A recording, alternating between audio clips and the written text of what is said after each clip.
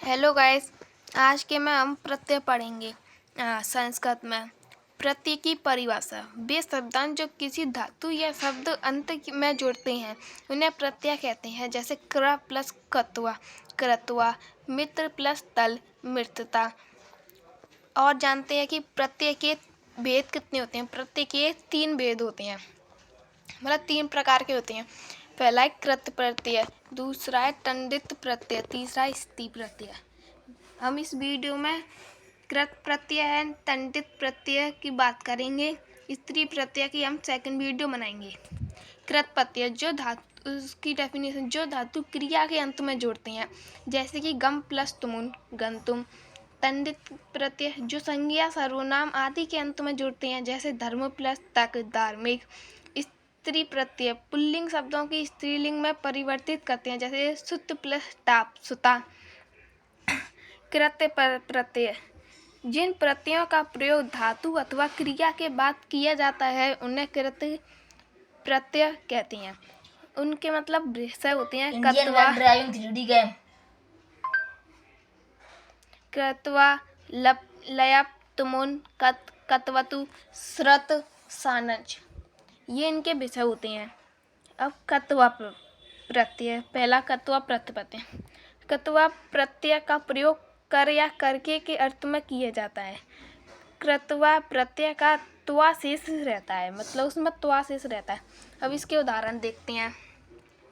क्रा plus कृत्वा कृत्वा, क्री प्लस कत्वा कृत्वा खरीद कर, ज्ञा प्लस कत्वा जानकर, मतलब गत्वा का मतलब जानकर, नी प्लस कत्वा नित्वा मतलब ले जाकर, श्रम प्लस कत्वा श्रमत्वा में से याद करके। लय प्रत्यय। लय प्रत्यय का प्रयोग कर या करके के अर्थ में किया जाता है। धातु से पहले उपसर्ग होने पर कर या करके अर्थ के लिए लप्य प्रत्यय का प्रयोग होता है। उस उपसर्ग न होने पर कत्वा प्रत्यय का प्रयोग होते हैं।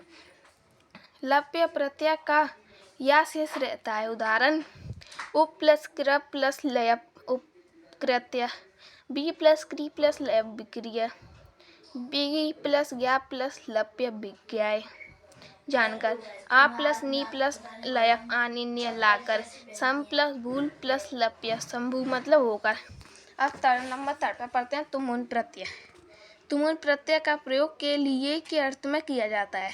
तुमुन का तुम शेष रहता है। उदाहरण में पा प्लस तुमुन पातुम, दा प्लस तुमुन दातुम, क्री प्लस तुमुन क्रीतुम, गम प्लस तुमुन गंतुम, पत प्लस तुमुन पथुतुम, हस प्लस तुमुन हस्तुम, हस और हन प्लस तुमुन हंतुम, नी प्लस तुमुन नीतुम। चलो हम अब आगे बढ़ते हैं।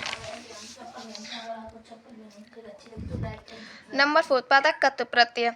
कत प्रत्यय का प्रयोग भूतकालीन अर्थ में किया जाता है। कत प्रत्यय का ता शेष रहता है। कत प्रत्यय का प्रयोग कर्मवाचक आया तू बीच में क्यों नाटंगी दे तू है कहले जहाँ बोलो जनते समझा, बाजा के बोल लो बनते समझा, फिर जहीं आके मर रहा है तू यही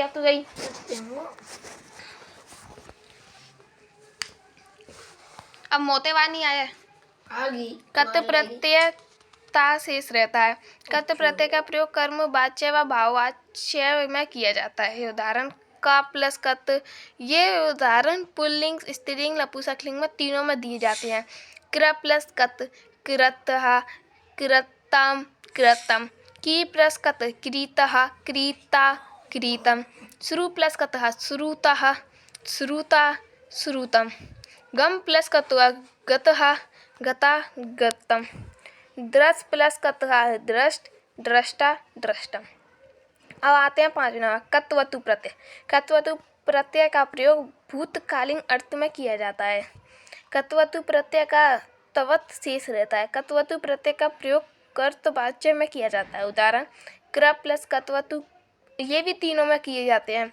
कृतवान कृतवती कृतवत, ऐसे इसके उदाहरण है। अब आते हैं हम 6 नंबर पे श्रत प्रत्यय। श्रत प्रत्यय का प्रयोग किस क्रिया को करते हुए किसी कार्य को करते हुए के अर्थ में किया जाता है। श्रत प्रत्यय का अत शेष रहता है।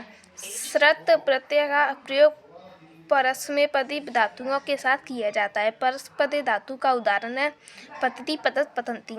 अब इसके उदाहरण देखते हैं। श्रत प्रत्यय के पत प्लस श्रत, ये भी तीनों में किए जाते हैं, पठन, पठंती, पतत। अब ये उदाहरण आप देख लीजिए या कर लीजिए। हम नंबर 7 पाते हैं सानच प्रत्यय। सानच प्रत्यय का प्रयोग किसी कार्य को करते हुए के अर्थ में किया जाता है। सानच प्रत्यय के आन शेष रहता है। आन से पहले माँ लगता है। सानच प्रत्यय का प्रयोग आत्मनेपदी धातुओं के साथ किया जाता है। आत्मनेपदी धातु का उदाहरण सेवते, सेवन्ते, सेवते, सेवेते, सेवन्ते। ये भी तीनों में पुल्लिंग, स्त्रीलिंग, नपुंसकलिंग। सेव प्लस सानच, सेवमान, सेवमाना, सेवमानम ऐसे किया जाता है और आप उदाहरण देख लेना। नंबर 2 पर आते हैं तद्धित प्रत्यय। जिन प्रत्ययों का प्रयोग संज्ञा, सर्वनाम, विशेषण आदि शब्दों के बाद किया जाता है उन्हें तद्धित प्रत्यय कहते हैं। इसके विषय होते हैं थक, मतु, बतु, त्व, तल, तरप, तमप, अर का होता है मतलब इचित का इत, इतच्च। नंबर 1 पर आता है थक प्रत्यय। थक प्रत्यय का प्रयोग भाव अर्थ में किया जाता है। थक प्रत्यय का इक हो जाता है, आदि स्वर की वृद्धि होती है।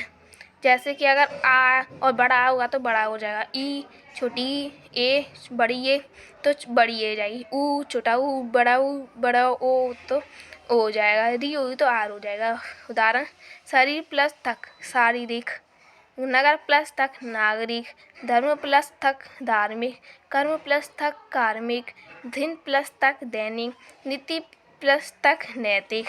अब हम इससे आगे बढ़ते हैं और आप उदाहरण देख लेना। नहीं समझ में आए तो हमको कमेंट करके बता देना, हम अच्छे से समझा देंगे। मतु प्रत्यय। मतु प्रत्यय का प्रयोग बाला या से युक्त अर्थ में किया जाता है। मतु प्रत्यय का मत शेष रहता है। उदाहरण शक्ति प्लस मतु, शक्तिमान, शक्तिमती, शक्तिमत। और उदाहरण देख लेना वरना वीडियो लॉन्ग हो जाएगी। नहीं समझ आए तो हम आपको अलग शॉर्ट वीडियो में बना के समझा दें। बतु प्रत्यय। बतु प्रत्यय का प्रयोग बाला या से युक्त अर्थ में किया जाता है। बतु प्रत्यय का बत शेष रहता है। यदि किसी शब्द के अंत में या उपदा में आ, बड़ा या माँ हो तो मतु के स्थान पर बतु प्रत्यय लग जाता है। उदाहरण धन प्लस बतु, धनवान, धनवती, धनवत। बल प्लस बतु, बलवान, बलवती, बलवत। और आप देख लेना त्व प्रत्यय। त्व प्रत्यय का प्रयोग भाववाचक संज्ञा बनाने के लिए किया जाता है। त्व प्रत्यय का त्व ही शेष रहता है।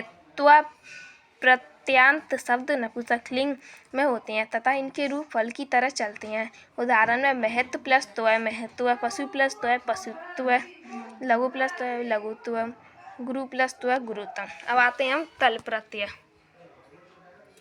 तल प्रत्यय। तल प्रत्यय का प्रयोग भाववाचक संज्ञा बनाने के लिए किया जाता है। तल प्रत्यय का ता शेष रहता है। तल प्रत्यांत शब्द स्त्रीलिंग में होते हैं तथा इनके रूप रमा की तरह चलते हैं। उदाहरण मूर्ख, तल, मूर्ख प्लस तल मूर्खता, पशु प्लस तल पशुता, लघु प्लस तल लघुता, गुरु प्लस तल गुरुता। हमने आपको दोनों प्रत्यय समझा दी गए हैं। और अगर आपको हमारी वीडियो अच्छी लगी है तो लाइक, सब्सक्राइब एंड शेयर करें। और अगर जो टॉपिक समझ में नहीं आया है तो हमको कमेंट में बताएं, तो हम आपके लिए स्पेशल अलग वीडियो डालेंगे। लॉन्ग भी डाल सकते हैं, शॉर्ट भी डाल सकते हैं। एंड स्त्री प्रत्यय हम आपको सेकंड वीडियो में करा देंगे। और ओके गाइस, बाय।